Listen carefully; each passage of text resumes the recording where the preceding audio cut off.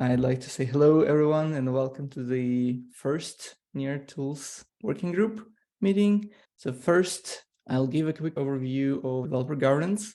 Next, we will do some brief introductions as we have a few panelists joining us today. Then we will get into the main discussions, NAP 418, and the link for the NAP is on the invite, so you can follow us over there. And after, we'll open up a Q&A session. So if you have any questions, drop them down in the appropriate section. And lastly, we'll talk about the next steps and how we can get involved in the developer governance in general going forward. The developer governance is still shaping, and I'd like us to walk through the latest view on the framework that we're trying to build here for everybody's sake and benefit.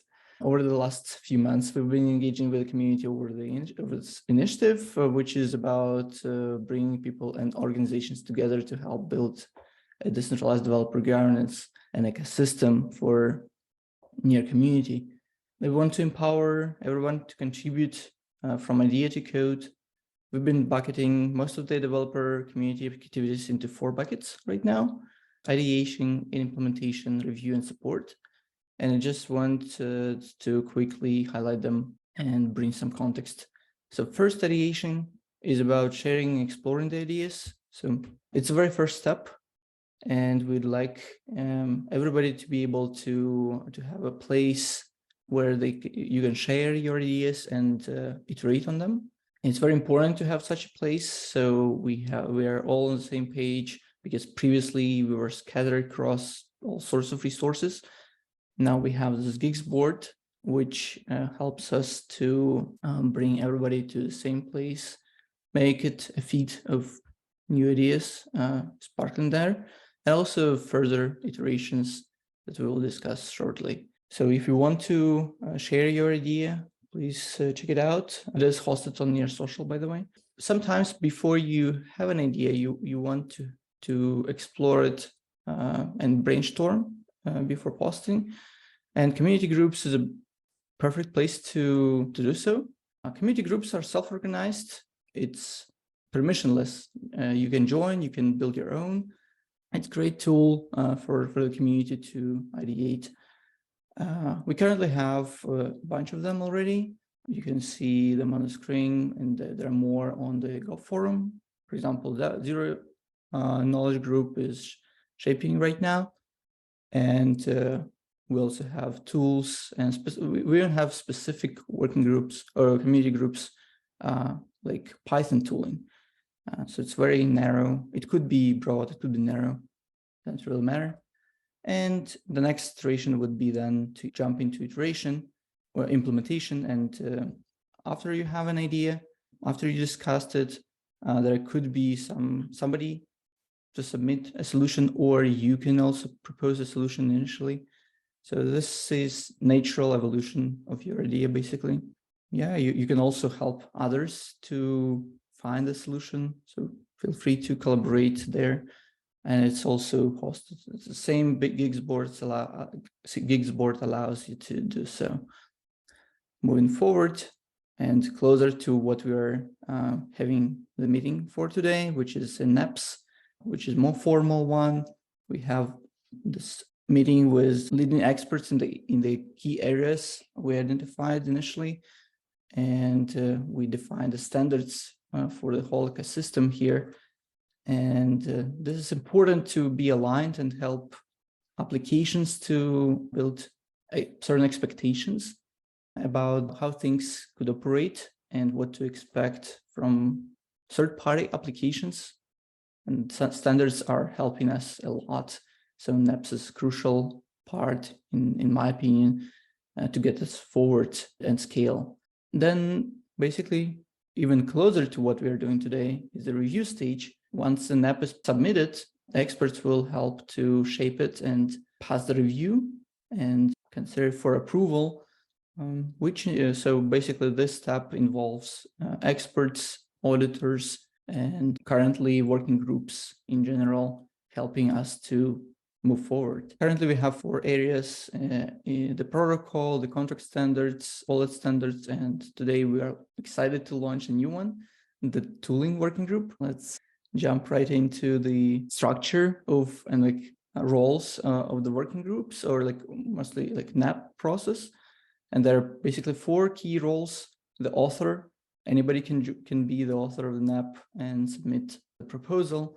And the moderators, helping to bridge author with relevant experts, and reviewers or subject matter experts will help to identify the benefits and concerns, trade-offs for the standards to be applied and approved. And the final official role is the approver, the working group members, who we will meet in a few minutes and hear from them the NAPs, their considerations about the current NAP that we're talking. The NAP process on a high level looks in the following way. You can see there are certain stages, but today we will specifically talk about this transition from review to voting, and this is how the process will evolve from here, basically. And the final step of the decentralization is also gain support, which is important. Support could be in form of all sorts of resources. It could be money, it could be connections, it could be integration with some partners.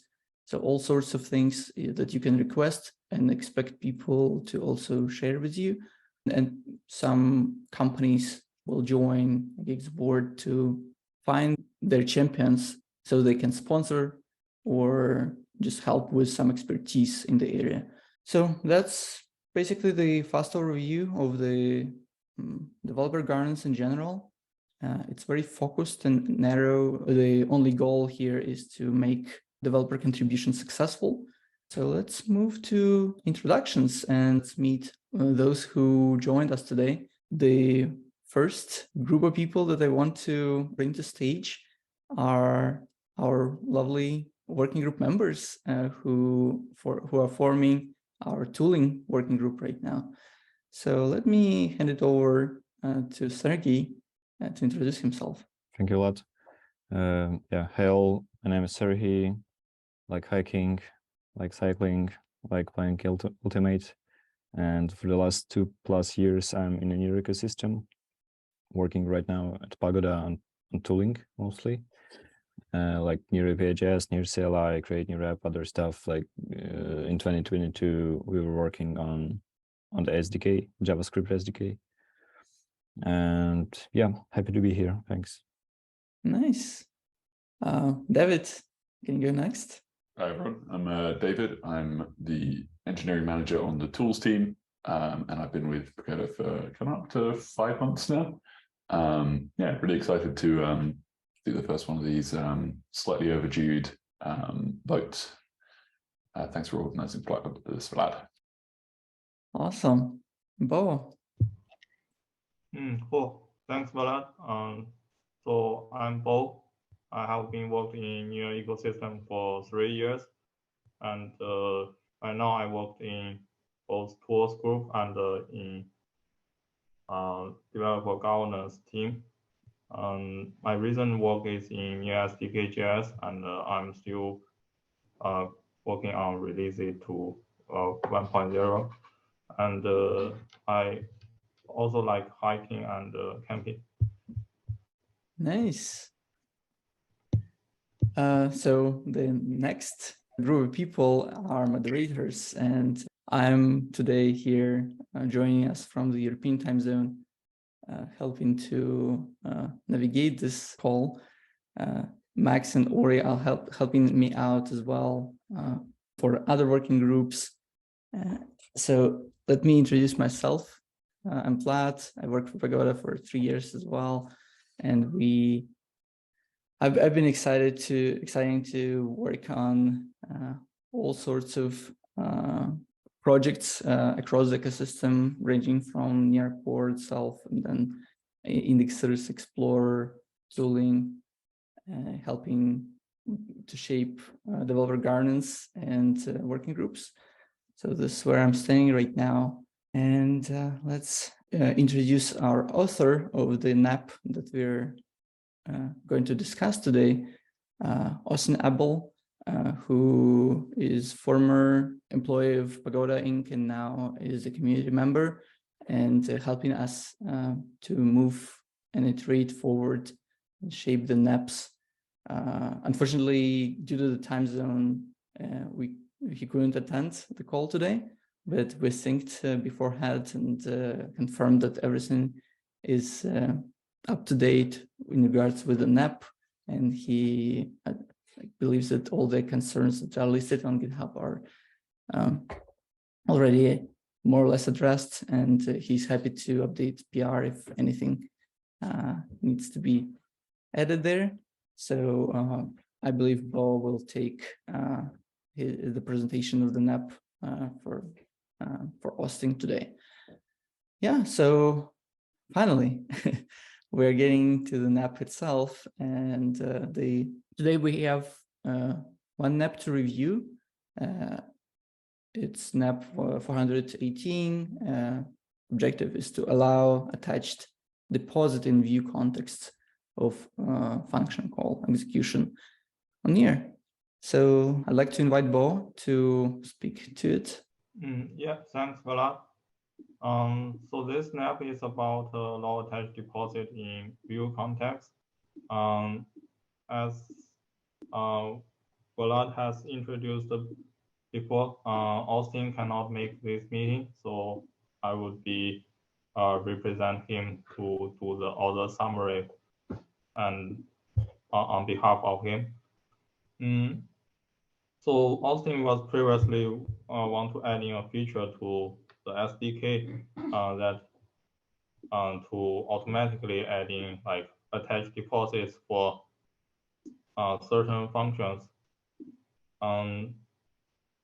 Because for the security reason, like those contract functions should either accept a deposit or does not allow deposit at all. But because we do not allow attached deposit in view context, that is when the contract method is being viewed. So this cannot be added to the contract functions in the SDK level. So Austin come up with this snap to propose to return 0 for attached deposit in view context. This will greatly enhance the developer experience to assert 0 attached deposits for those not allowed deposit functions, and regardless of this function being called or being viewed. Next slide, please. Sure. So I have briefly describe how this will benefit. It will allow, like in SDK level, to adding assert to all contract methods that shouldn't accept and deposit, and this will be matching the behavior of Ethereum and Solidity contract with without payable modifiers. So this will be close to those who familiar with Solidity, and it's intuitive to writing the contract that without a payable modifier, this method won't be accidentally taking payments anymore. And this has to be done in as a NAP instead of in the contract level, because there is no way to check in the function call is within a view context. So it cannot be like checking conditionally. This is a view context, and the attached deposit shouldn't be called. So in this NAP, it just make it both acceptable in view context and in call context. And for view context, this NAP makes it to return 0. Yeah, so this is all benefits provided by this NAP. Mm-hmm. Should we move to the concerns? Awesome. And I think so he made this slide, and he can give a better introduce to this concerns. Please do. Okay, I'll do that. Yeah, so as Bo mentioned, there's a lot of benefits, but there were concerns. Well, I'll briefly describe them. So the first one is that this proposal can trigger protocol version change, and we marked it as resolved because it appeared that it happens like on a client level, and it will not affect things that will require protocol change. So that shouldn't be a problem. The next one, I think it's the biggest one, that the contract can assume that attached deposit will panic in view context. So it's a real breaking change, but the chance that it will actually be triggered is really low. Like and I would say that if somebody was doing this, then it was not a great design of their contract.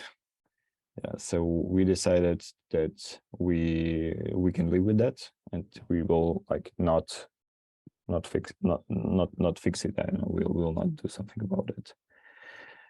And the third one was not actually discussed. I saw it in the NEP itself from Austin. So the question is, can we assume that in all view calls, the attached deposit in the VM context always 0?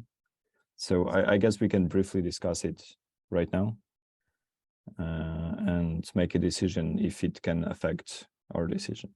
Yeah. So my vision on this is I want to hear an opinion from somebody who works closer to the core, but I guess that it should just panic with attached deposit in view context. But yeah, I'm happy to hear other opinions.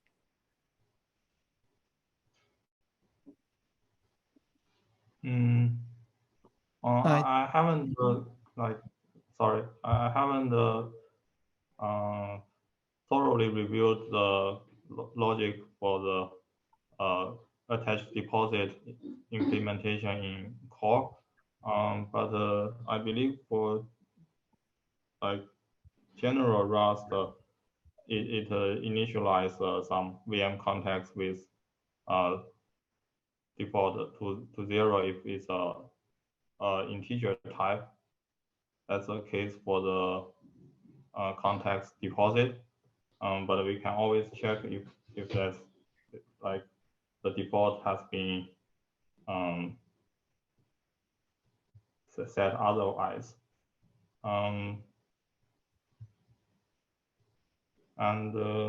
Yeah, I think we will need to double check the source code to ensure that this is always set to 0 for view context.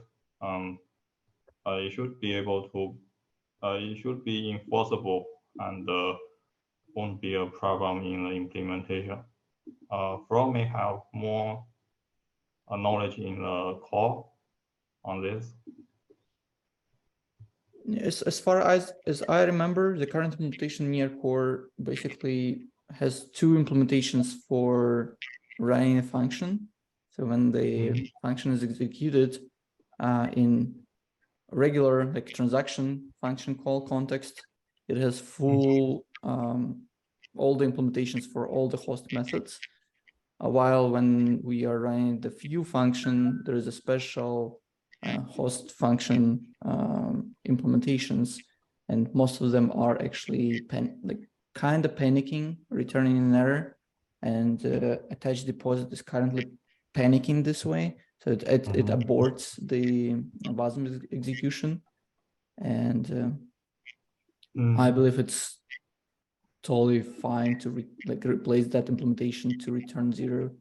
And there shouldn't be any expectations about non-zero value. Yeah, I don't think like it doesn't make any sense to me to have non-zero value. Because I just know that, for example, in your CLI, we are preventing that. Like you are not able to attach deposit to a view call, but it just, is the logic on the client side. So I was wondering, like, is there any possibility to set deposit in some other way? Not right now. Like previously, it was not even allowed to Okay. be called. So it was Okay. the RPC level that you would communicate with, and there is no parameters over there. Okay, so then I think we can say that this concern is resolved as well, and we can move forward with the NAP. I believe so. Thanks, Sergey. All right. Yeah. Thank you, Sergey. Thank you, Bo, for presenting it. And now that we've heard all the benefits and concerns, I would like to hear from each of the working group member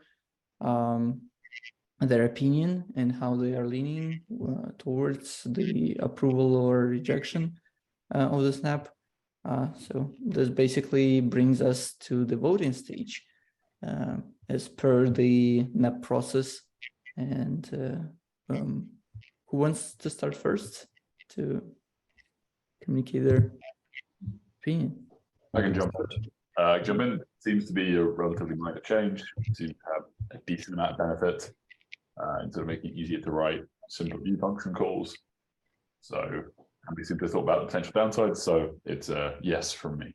Yay. Who's next? I can go next. So I'm also, as a working group member, I also lean forward to approve this NEP. Based on my knowledge on protocol and tooling, I think the proposed solution is a good addition to the tooling, and with a very trivial case in like breaking certain contracts, as we said in the concerns, and other concerns are resolved. So overall, this is a very big NAP, very good NAP, and I think I'm approving it. Yay. Second yes here. Sergey. Like, not much to add. Benefits are clear, concerns are like not really big and resolved. So I'm voting yes as well. Yeah, so we have unanimous yeses here, so, which brings us to the decision to approve the snap. And we are ready to discuss the next steps, it seems. So let's see our next slide. I can present it. Yeah, please. Yeah, so the person who will actually implement this is not decided yet, not found yet. And it means that implementation is not started. So if you're interested, check the gigs board, it will be there. And yeah, maybe you will want to do that, or we will find somebody inside of our team. So the plan is to post all the results of today's call in the NEP itself on GitHub, approve it, merge it, and then make this call for champions on a gigs board. Yeah, so it's not a big NAP. So if you feel like you're interested, yeah, please apply. Yeah, in my view, it's a perfect starting first contribution type of NAP that could be easily approved because we already have a NAP supporting it. So it's almost a no-brainer for anybody to join and try it out to contribute to near core.